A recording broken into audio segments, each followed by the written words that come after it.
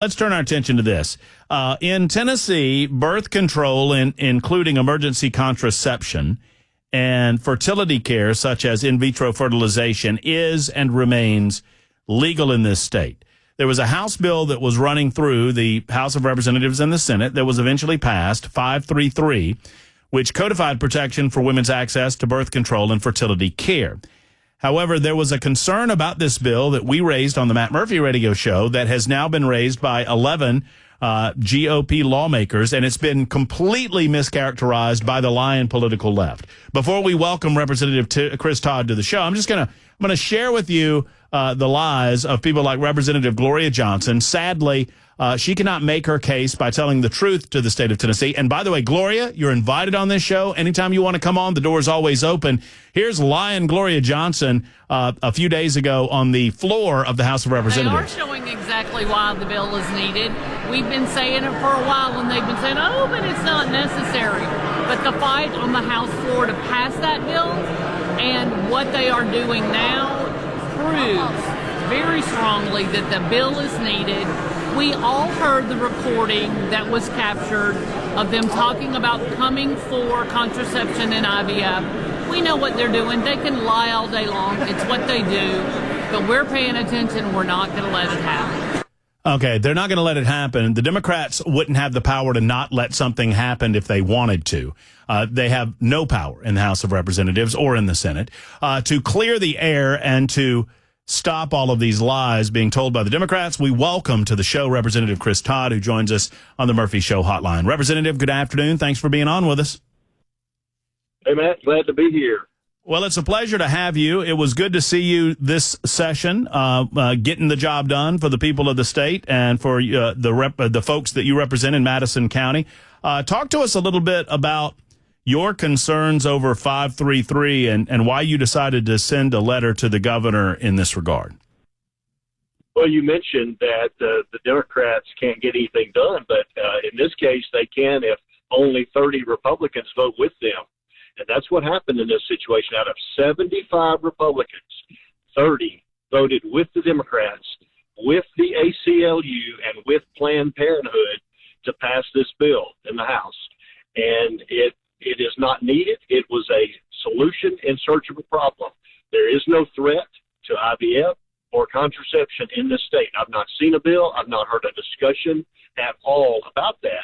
And what this does is we believe it chips away at the solid pro-life stance Tennessee has in this nation to stand up for life. And we believe it chips away at that, and we're very concerned about that. So I and some others have sent a letter to the governor asking him to veto this.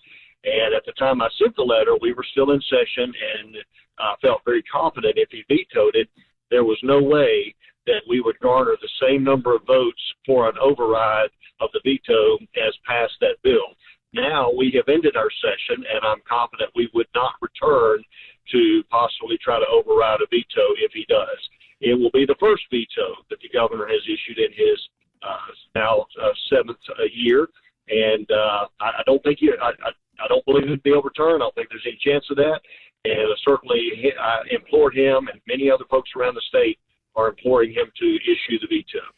Do you believe, and obviously the 30 Republicans that you referenced that voted in favor of this legislation, you're not suggesting that they necessarily want to chip away at the rights of the unborn. Do you think that they just did not see this as potentially the poison pill as you see it?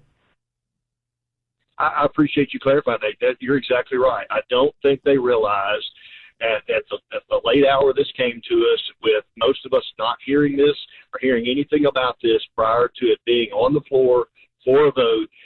They just did not realize what this could potentially do for our stance in the future. Well, and Representative Chris Todd is our guest, talking about House Bill 533, which codified. Let's take it this direction, Representative. All of these things that were in the bill are currently legal in the state of Tennessee, right? And I don't know of anyone that was challenging those things. You talk about it was a solution in search of a problem. That's kind of the way that I saw it prior to passage. Just walk us through what you mean by all that. Well, there's not one proposal that I know of that has anything to do with moving the right to contraception or changing laws around in vitro fertilization. I've got many friends that have children as a result of IVF. My wife is a nurse. She knows even more than I do. And so there's nobody challenging that process at all that I know of. So I don't even know why this was brought, unless it was maybe a preemptive assertion that would potentially try to undo some effort in the future. But this bill could easily be repealed if it is signed into law. It could be repealed with the same number of votes or fewer votes just next year. So it's not like it's a permanent fixture in the law books. Nothing is. If it's in the Constitution, that's different, but it's not. Simply in the law books. So Representative Gloria Johnson and other Democrats are attempting to characterize your exception to the bill as you being against IVF fertilization efforts for families trying to have children or certain birth control practices. And I don't hear it that way. So I just want to ask the question plainly. Your concern is not about IVF and its legalization in the state. Your concern is whether or not certain groups like Planned Parenthood would use this legislation as a wedge between the very strong pro-life stance that the state of Tennessee currently has and those organizations' efforts to get abortion back into the state. Do I have it right?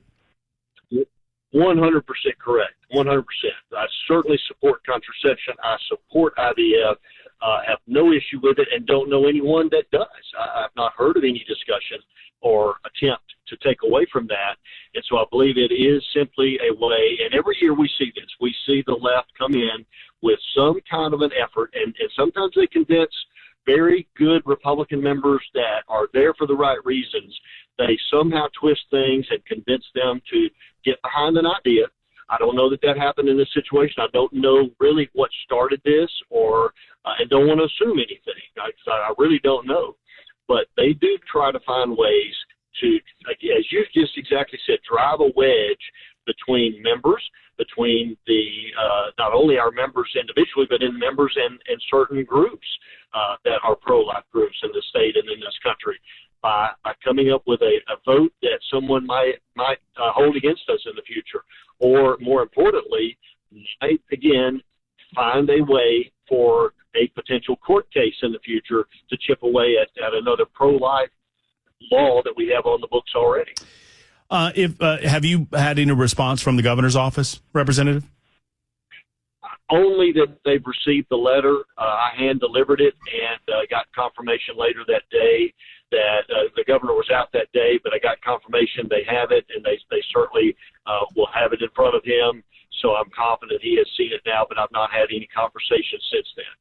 What is, or have you thought about the possibility of a repair piece of legislation that would reassert the desire to continue IVF procedures as they exist in the state, but at the same time continue to assert our values regarding the protection of unborn life? Is there, in other words, is there a way to have kind of both of these things at the same time, or to repair this legislation that creates this loophole? I believe so. Representative Gino Bolso had an amendment for this bill that we tried to get on that would protect life, but also not inhibit either one of these at all. And it was rejected. The sponsor didn't want it, and other members decided not to support that. Usually members in general go with the sponsor's wishes if they feel like it's not a friendly amendment. Especially once it gets through committee, now the committee process is a little bit different, but once it's on the House floor, then a floor amendment is not accepted as eagerly as it is in a committee setting. But that failed, and so at that point, then we were doing all we could do to educate members in a matter of minutes and get them to vote against it. And again, our efforts failed by just a small handful of votes. And so now the next effort is with the governor, and then following that, if that fails, then we will start looking at next year and exactly what we can do. And several of us will put heads together and determine what that might look like, whether it's a straight repeal of this or whether it is a new bill that just amends this section of law to clarify our position on being pro-life. And for those that aren't familiar with the process, how would it work? I mean, and I don't want to give anybody any ideas, Representative Todd, but is the fear that an organization like Planned Parenthood would file some form of legislation utilizing the new law as creating some sort of avenue by which they could bring abortion practices back to the state? Is that the fear?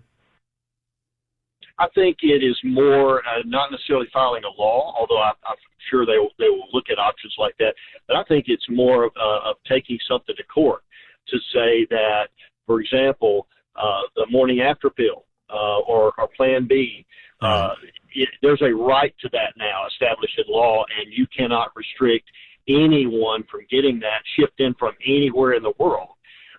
That may be what I don't know what they might do, but I think it's going to be more in the legal realm versus legislative realm. Representative Todd, thank you for clarifying. I appreciate everything that you do down there, and we appreciate the clarity, and we'll continue on the subject line and see what the folks say about it. But we appreciate you and your work in the General Assembly. Congratulations on finishing the session. Thank you, Matt. I appreciate you having me on and just educating the folks on what's going on. All right, very good. There's Representative Chris Todd. Once again, this is not a schism of principle between the individuals that voted in favor of this.